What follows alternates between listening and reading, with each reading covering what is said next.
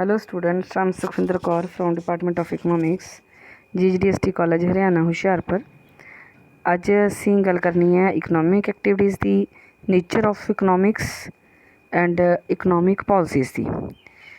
सब तो पहला तो economic activities definitions of economics video के विच आपां गल कीती सी कि इकोनॉमिस्ट्स का मनना है कि असी एक इंडिविजुअल दियां उन्हां एक्टिविटीज़ की स्टडी करते हैं ਜਿਹੜੀਆਂ ਇਕਨੋਮਿਕ ਹੁੰਦੀਆਂ। ਸਿਰਫ ਤੇ ਸਿਰਫ ਇਕਨੋਮਿਕ ਐਕਟੀਵਿਟੀਜ਼ ਦੀ ਸਟੱਡੀ ਕੀਤੀ ਜਾਂਦੀ ਹੈ ਇਕਨੋਮਿਕਸ ਦੇ ਵਿੱਚ, ਇਹ ਇਕੋਨਮਿਸਟ ਦਾ ਮੰਨਣਾ ਹੈ। ਤੇ ਇਕਨੋਮਿਕ ਐਕਟੀਵਿਟੀਜ਼ ਹੁੰਦੀਆਂ ਕੀ ਨੇ? Economic activities refers to those activities which are undertaken to earn money or earn a living. Means ਉਹ ਸਾਰੀਆਂ ਐਕਟੀਵਿਟੀਜ਼ ਜਿਹੜੀਆਂ ਮਨੀ ਅਰਨ ਕਰਨ ਦੇ ਲਈ ਜਾਂ ਕਹਿ ਸਕਦੇ ਹਾਂ ਕਿ ਉਹ ਰਿਸੋਰਸਿਸ ਅਰਨ ਕਰਨ ਦੇ ਲਈ ਕੀਤੀਆਂ ਜਾਂਦੀਆਂ ਜੋ ਸਾਡੇ ਸਰਵਾਈਵਲ ਲਈ ਜ਼ਰੂਰੀ ਹੈ। ਜੋ ਰਿਸੋਰਸਿਸ ਅਰਨ ਕਰਨ ਦੇ ਲਈ ਕੀਤੀਆਂ ਜਾਂਦੀਆਂ ਉਹ ਰਿਸੋਰਸਿਸ ਜੋ ਸਾਡੇ ਸਰਵਾਈਵ ਕਰਨ ਲਈ ਜ਼ਰੂਰੀ ਹੈ। ਫਾਰ ਐਗਜ਼ਾਮਪਲ ਉਹ ਸਾਰੀਆਂ ਐਕਟੀਵਿਟੀਜ਼ ਜਿਹੜੀਆਂ ਅਸੀਂ ਮਨੀ ਅਰਨ ਕਰਨ ਲਈ ਕਰਦੇ ਹਾਂ, ਜਿਸ ਤਰ੍ਹਾਂ ਮੰਨ ਲਓ ਆਪਾਂ ਫੈਕਟਰੀ ਦੇ ਵਿੱਚ ਕੰਮ ਕਰਦੇ ਪਏ ਹਾਂ, ਜਾਂ ਅਸੀਂ ਫਾਰਮਿੰਗ ਕਰਦੇ ਪਏ ਹਾਂ, ਫਾਰਮਰ ਹਾਂ, ਜਾਂ ਫਿਰ ਅਸੀਂ ਡਾਕਟਰ ਹਾਂ, ਜਾਂ ਟੀਚਰ ਹਾਂ, ਜਾਂ ਲਾਇਰ ਹਾਂ। ਕੋਈ ਵੀ ਕੰਮ ਜਿਹੜਾ ਅਸੀਂ ਮਨੀ ਅਰਨ ਕਰਨ ਦੇ ਲਈ ਕਰਦੇ ਹਾਂ, ਰਿਸੋਰਸਿਸ ਅਰਨ ਕਰਨ ਦੇ ਲਈ ਕਰਦੇ ਹਾਂ, ਜਿਨ੍ਹਾਂ ਨਾਲ ਅਸੀਂ ਆਪਣਾ ਸਰਵਾਈਵ ਕਰ ਸਕੀਏ, ਉਹਨਾਂ ਸਾਰੀਆਂ ਐਕਟੀਵਿਟੀਜ਼ ਨੂੰ, ਉਹਨਾਂ ਸਾਰੇ ਕੰਮਾਂ ਨੂੰ ਅਸੀਂ ਇਕਨੋਮਿਕ ਐਕਟੀਵਿਟੀਜ਼ ਕਹਿੰਦੇ ਹਾਂ। ਅਤੇ ਨੈਕਸਟ ਕੁਐਸਚਨ ਇਹ ਆਉਂਦਾ ਕਿ ਇਕਨੋਮਿਕ ਐਕਟੀਵਿਟੀਜ਼ ਅਤੇ ਨਾਨ ਇਕਨੋਮਿਕ ਐਕਟੀਵਿਟੀਜ਼ ਦੇ ਵਿੱਚ ਡਿਫਰੈਂਸ ਕੀ ਹੈ? ਸਿੰਪਲ ਜਿਹਾ ਡਿਫਰੈਂਸ ਹੈ, ਸਧਾਰਨ ਜਿਹੀ ਜਨਰਲ ਜਿਹਾ ਡਿਫਰੈਂਸ ਹੈ। ਦੇਖੋ ਕਿ ਉਹ ਐਕਟੀਵਿਟੀਜ਼ ਜਿਹੜੀਆਂ ਇਕਨੋਮਿਕ ਨਹੀਂ ਹੋਣਗੀਆਂ, ਉਹ ਸਾਰੇ ਕੰਮ ਜਿਹੜੇ ਇਕਨੋਮਿਕ ਨਹੀਂ ਹੋਣਗੇ ਉਹ ਨਾਨ ਇਕਨੋਮਿਕ ਹੋਣਗੇ। ਮੰਨ ਲਓ ਅਸੀਂ ਐਜ਼ ਅ ਸ਼ੈਫ ਕਿਤੇ ਕੰਮ ਕਰਦੇ ਪਏ ਹਾਂ, ਰੈਸਟੋਰੈਂਟ ਦੇ ਵਿੱਚ ਅਸੀਂ ਖਾਣਾ ਬਣਾਉਂਦੇ ਪਏ ਹਾਂ, ਦੈਨ ਅਸੀਂ ਉਸ ਤੋਂ ਸੈਲਰੀ ਲੈਂਦੇ ਪਏ ਹਾਂ, ਉਹ ਸਾਡੀ ਇਕਨੋਮਿਕ ਐਕਟੀਵਿਟੀ ਹੈ। ਪਰ ਉਹੀ ਕੰਮ ਖਾਣਾ ਬਣਾਉਣ ਦਾ ਅਸੀਂ ਘਰ ਕਰਦੇ ਪਏ ਹਾਂ, ਦੈਨ ਉਹ ਨਾਨ ਇਕਨੋਮਿਕ ਐਕਟੀਵਿਟੀ ਹੈ। ਸੇਮ ਇੱਕ ਡਾਕਟਰ ਤੁਹਾਨੂੰ ਸਰਵਿਸਿਸ ਦਿੰਦਾ ਪਿਆ, ਮੈਡੀਸਨ ਦਿੰਦਾ ਪਿਆ, ਤੁਹਾਡਾ ਚੈੱਕਅਪ ਕਰਦਾ ਪਿਆ ਫੀਸ ਲੈ ਕੇ, ਦੈਨ ਉਹ ਇਕਨੋਮਿਕ ਐਕਟੀਵਿਟੀ ਹੈ। ਪਰ ਜੇ ਉਹ ਫ੍ਰੀ ਆਫ ਕੋਸਟ ਕਰਦਾ ਪਿਆ, ਦੈਨ ਉਹ ਨਾਨ ਇਕਨੋਮਿਕ ਐਕਟੀਵਿਟੀ ਹੋਏਗੀ। ਮੀਨਸ ਕੋਈ ਵੀ ਕੰਮ ਜੇ ਅਸੀਂ ਮਨੀ ਅਰਨ ਕਰਨ ਦੇ ਲਈ ਕਰਦੇ ਪਏ ਹਾਂ, ਦੈਨ ਉਹ ਇਕਨੋਮਿਕ ਐਕਟੀਵਿਟੀ ਹੈ, ਅਦਰਵਾਈਜ਼ ਉਹ ਨਾਨ ਇਕਨੋਮਿਕ ਐਕਟੀਵਿਟੀ ਹੋਏਗੀ। ਨੈਕਸਟ ਟੋਪਿਕ ਹੈ ਨੇਚਰ ਆਫ ਇਕਨੋਮਿਕਸ। ਇਕਨੋਮਿਕਸ ਕੀ ਹੈ?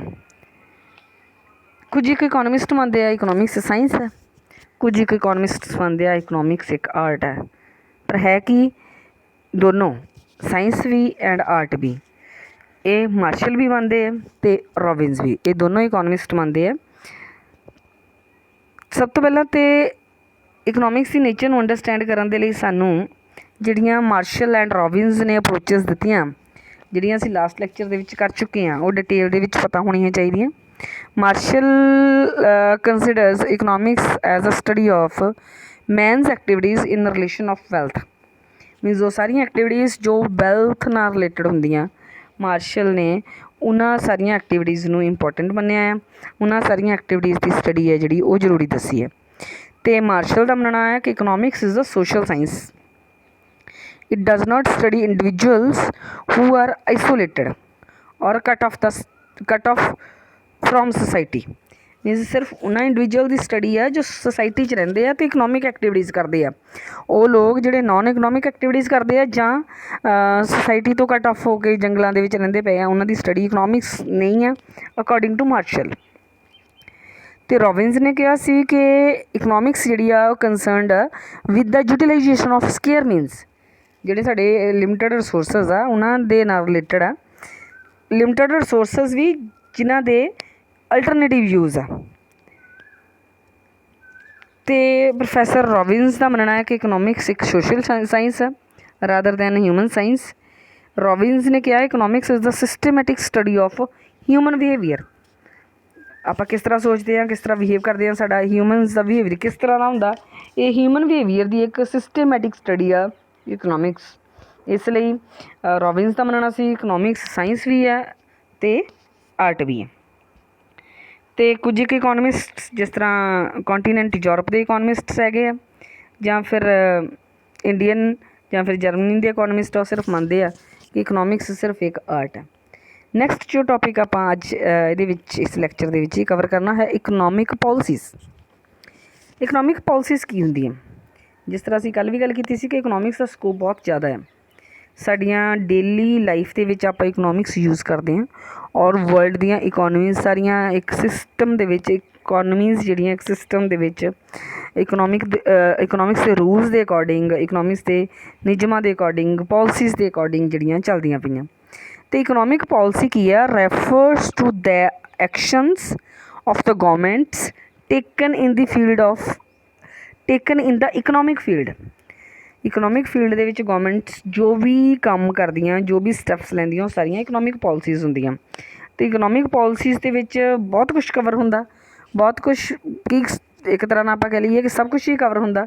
It covers the system for setting interest rate, ਉਸ ਤੋਂ ਬਾਅਦ government budget, labour market. Economic policies ਦੇ ਵਿੱਚ ਬਹੁਤ ਵਾਈਡ ਕੰਸੈਪਟ ਆ, ਔਰ ਇਹਦੇ ਵਿੱਚ ਤਕਰੀਬਨ ਸਭ ਕੁਛ ਜਿਹੜਾ ਉਹ ਕਵਰ ਕੀਤਾ ਜਾਂਦਾ। ਅਤੇ ਇੰਡੀਆ ਦੇ ਵਿੱਚ ਕਿਹੜੀਆਂ ਕਿਹੜੀਆਂ ਇਕਨੋਮਿਕ ਪੋਲਿਸੀਜ਼ ਆ ਜਿਹੜੀਆਂ ਉਹ ਬਣਾਈਆਂ ਜਾਂਦੀਆਂ? ਵੈਸੇ ਤਾਂ ਇਕਨੋਮਿਕ ਪੋਲਿਸੀਜ਼ ਕਿੰਨੀਆਂ ਆ ਡਿਟੇਲ ਦੇ ਵਿੱਚ ਗੱਲ ਕਰਨਾ ਬਹੁਤ ਔਖਾ ਹੈ ਇੱਥੇ, ਕਿਉਂਕਿ ਬਹੁਤ ਜ਼ਿਆਦਾ ਹੁੰਦੀਆਂ ਇਹ। ਪਰ ਫਿਰ ਵੀ ਮੇਜਰ ਜਿਹੜੀਆਂ 10 ਇੰਡੀਆ ਦੇ ਵਿੱਚ ਫੋਲੋ ਕੀਤੀਆਂ ਜਾਂਦੀਆਂ, ਉਹਨਾਂ ਦੀ ਥੋੜ੍ਹੀ ਜਿਹੀ ਡਿਸਕਸ਼ਨ ਕਰਾਂਗੇ ਆਪਾਂ। ਸਭ ਤੋਂ ਪਹਿਲਾਂ ਤਾਂ ਇੰਡਸਟਰੀਅਲ ਪੋਲਿਸੀ। ਜਿਸ ਤਰ੍ਹਾਂ ਆਪਾਂ ਨੂੰ ਪਤਾ ਇੰਡੀਆ ਇੱਕ ਅਗਰੀਰੀਅਨ ਸਟੇਟ ਆ, ਬੇਸਿਕਲੀ ਇੰਡੀਆ ਐਗਰੀਕਲਚਰਲ ਸਟੇਟ ਆ। ਇੰਡੀਆ ਦੇ ਵਿੱਚ ਵੀ ਪੰਜਾਬ ਤਾਂ ਖੈਰ ਹੈ ਹੀ ਐਗਰੀਕਲਚਰਲ ਸਟੇਟ। ਇੰਡੀਆ ਦਾ ਵੀ ਜਿਹੜਾ ਮੇਨ ਆਕਿਊਪੇਸ਼ਨ ਆ ਐਗਰੀਕਲਚਰ ਹੀ ਰਿਹਾ। ਅਤੇ ਇੰਡਸਟਰੀ ਨੂੰ ਪ੍ਰਮੋਟ ਕਰਨ ਦੇ ਲਈ ਇੱਕ ਪੋਲਿਸੀ ਦੀ ਜ਼ਰੂਰਤ ਸੀ। ਇਸ ਲਈ ਸਭ ਤੋਂ ਪਹਿਲਾਂ ਤਾਂ ਇੱਕ ਜਿਹੜੀ ਇਕਨੋਮਿਕ ਪੋਲਿਸੀ ਜਿਹੜੀ ਆਈ ਆ ਉਹ ਇੰਡਸਟਰੀਅਲ ਪੋਲਿਸੀ ਹੈ। ਇੰਡਸਟਰੀਅਲ ਪੋਲਿਸੀ 1956 ਦੇ ਵਿੱਚ। ਉਸ ਤੋਂ ਬਾਅਦ ਇੰਡਸਟਰੀਅਲ ਪੋਲਿਸੀਜ਼ ਲਗਾਤਾਰ ਆਉਂਦੀਆਂ ਰਹੀਆਂ।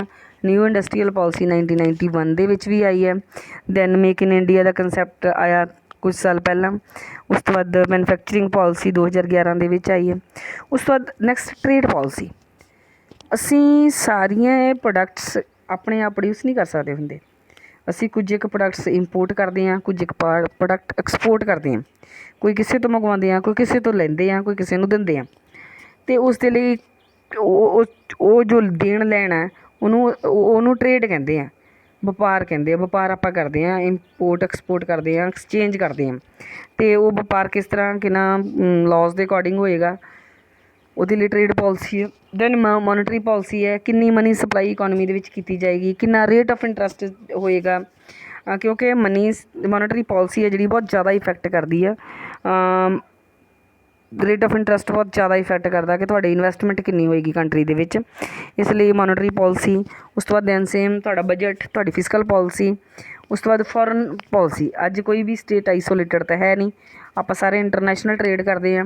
ਫੋਰਨ ਕੰਟਰੀਜ਼ ਨੂੰ ਵੀ ਐਕਸਪੋਰਟ ਵੀ ਕਰਦੇ ਹਾਂ, ਫੋਰਨ ਕੰਟਰੀਜ਼ ਤੋਂ ਇੰਪੋਰਟ ਵੀ ਕਰਦੇ ਹਾਂ।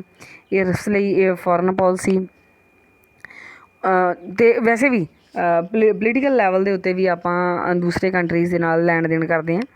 ਉਸ ਤੋਂ ਬਾਅਦ ਐਗਰੀਕਲਚਰਲ ਪੋਲਿਸੀ। ਉਸ ਤੋਂ ਬਾਅਦ ਦੈਨ ਸੇਮ ਇੰਡਸਟਰੀਅਲ ਪੋਲਿਸੀਜ਼ ਜਿਹੜੀਆਂ ਵਾਰ ਟਾਈਮ 'ਤੇ ਆਉਂਦੀਆਂ ਰਹਿੰਦੀਆਂ। International trade policies. ਉਸ ਤੋਂ ਬਾਅਦ exchange rate management policy. Dollar ਦੇ ਮੁਕਾਬਲੇ ਇੰਡੀਆ ਜਾਂ ਫੋਰਨ ਕਰੰਸੀ ਦੇ ਮੁਕਾਬਲੇ ਇੰਡੀਅਨ ਕਰੰਸੀ, ਰੂਪੀ ਦੀ ਵੈਲਿਊ, ਇਹ ਸਾਰੇ ਨਾਲ ਰਿਲੇਟਡ ਪੋਲਿਸੀ। ਅਤੇ ਐਕਸਪੋਰਟ ਇੰਪੋਰਟ ਐਗਜ਼ਿਮ ਪੋਲਿਸੀ ਜਿਹਨੂੰ ਕਹਿੰਦਾ ਪਿਆ।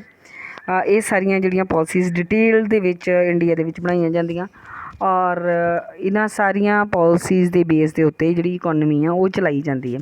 ਔਰ ਇੱਥੋਂ ਇਹ ਪਤਾ ਲੱਗਦਾ ਕਿ ਤਕਰੀਬਨ ਇਹ ਉਹ ਸਾਰੀਆਂ ਪੋਲਿਸੀਜ਼ ਆ ਜਿਨ੍ਹਾਂ ਦੇ ਬੇਸ ਦੇ ਉੱਤੇ ਸਾਡੀ ਇਕੋਨਮੀ ਚੱਲਦੀ ਪਈ ਆ। ਔਰ ਇਹ ਸਾਰੀਆਂ ਇਕਨੋਮਿਕ ਪੋਲਿਸੀਜ਼ ਆ। ਇੱਥੋਂ ਪਤਾ ਲੱਗਦਾ ਕਿ ਇਕਨੋਮਿਕਸ ਦਾ ਜਿਹੜਾ ਸਕੋਪ ਆ ਬਹੁਤ ਜ਼ਿਆਦਾ ਆ। ਕਿਸੇ ਵੀ ਇਕੋਨਮੀ ਨੂੰ ਚਲਾਉਣ ਦੇ ਵਿੱਚ economic policies important role play ਕਰਦੀਆਂ ਹੈ।